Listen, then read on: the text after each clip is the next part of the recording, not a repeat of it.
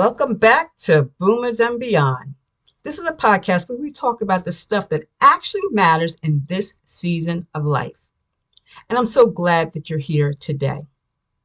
Now, spring is here, right? First day of spring is actually next week, even though we had that snowstorm in Smyrna the other day.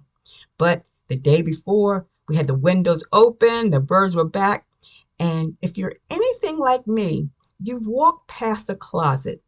You know the closet I'm talking about. At least walk by it 3 times this week. And every time you close the door, it gets just a little bit faster. So today we're going to talk about something that so many of us in the 55 plus crowd carry around like invisible weight: our stuff. The thing we've collected, inherited, loved, and held on to, and why letting go of any of it can feel so much harder than it should. Now, this isn't a show about minimalism.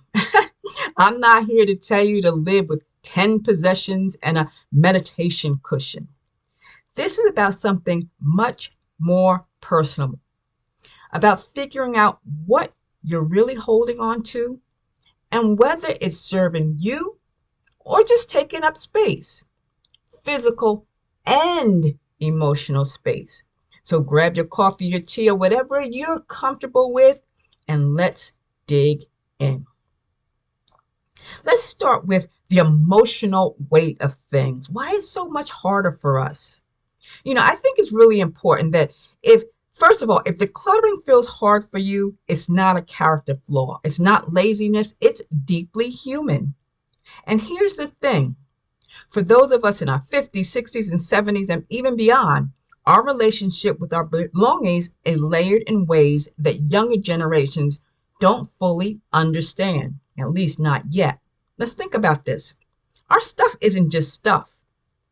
It's the china our mothers set the table with every Thanksgiving. It's the tools in the garage that belong to a father or a husband who is no longer here. It's the baby clothes from children who are now grown with children of their own. Every object can be a time capsule, a memory, an identity. And on top of that, many of us grew up in households where we did not waste anything, where things had value, where keeping something just in case was practical wisdom, not hoarding. That mindset is hard to shake. And honestly, in many ways, it shouldn't be completely shaken, but it does need to be examined. There's always something else happening for our generation. Specifically, many of us are in a transition period. Kids have moved out. Maybe the house just feels too big. Maybe we're thinking about downsizing, or we've already moved and are surrounded by boxes of things that we don't know where to put. Maybe we've lost a spouse or a sibling, and now we're the keeper of 2 lifetimes of belongings. These are not small things to sort through, and the physical act of decluttering is always an emotional act, especially at this stage of life.